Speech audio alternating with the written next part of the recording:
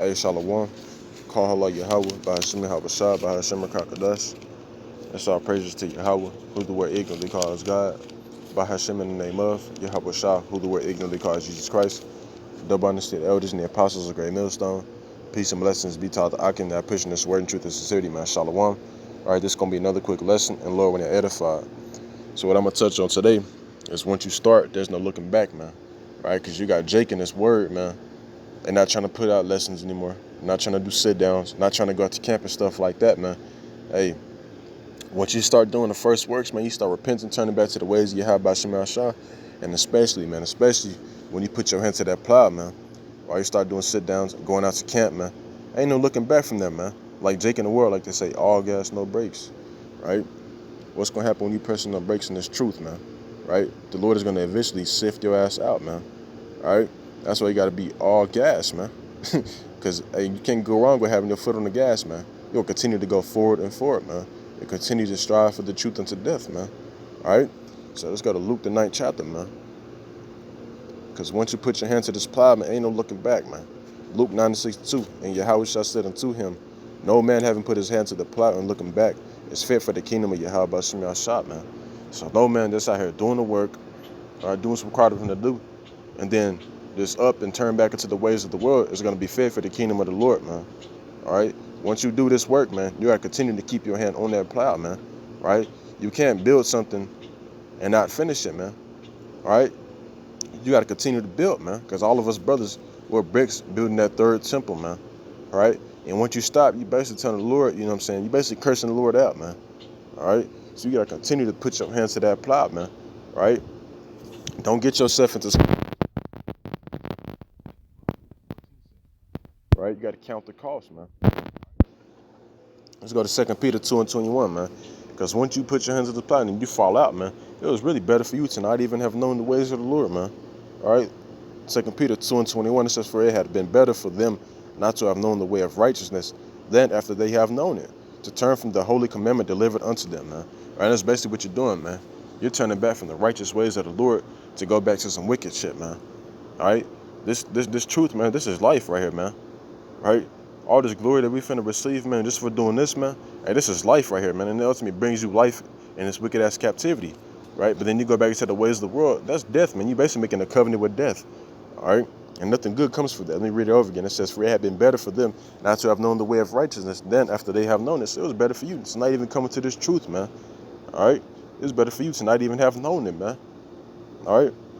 Verse 22, but it has happened unto them according to the true proverb. The dog is turned to his own vomit again, and the soul that was washed to her wallowing in the mire. Right? So just like a dog that throws up, it may walk around and it's gonna come back and eat its throw up, man. That's basically what you're doing, man. Right? Because all the things that you're doing, sowing in the world, it's all corrupt and it's all wicked, man. And it's basically what you're going back to, man. It's like a dog returning back to his own vomit, man. All right? Let's go to Luke 12. Because they're going to receive a worse judgment than the people that didn't even come into this word are going to receive, man. And that's a scary-ass thing, man. Brothers have been receiving visions of FEMA camps. That's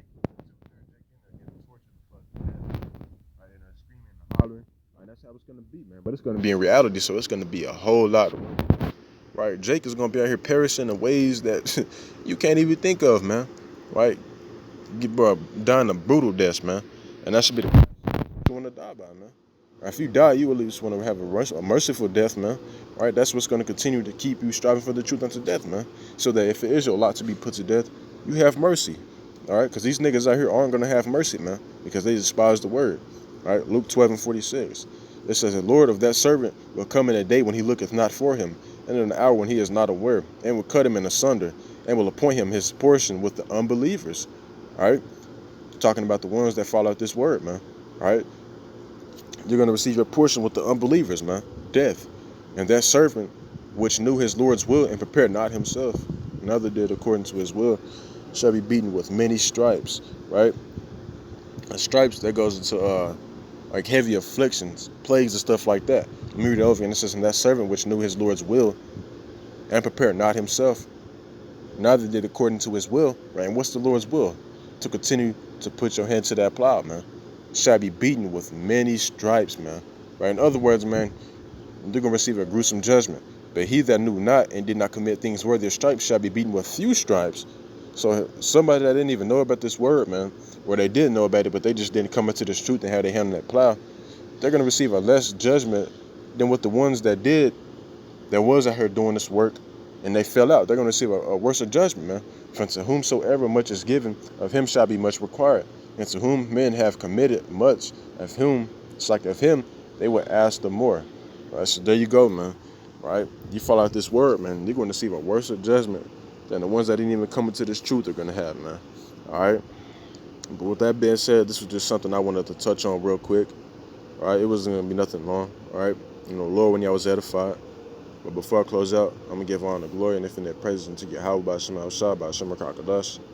Double honors to the elders and the apostles, a great millstone. Peace and blessings be to all the ark and our pushing this word into the sincerity, man. Shalom and the Baba Ba.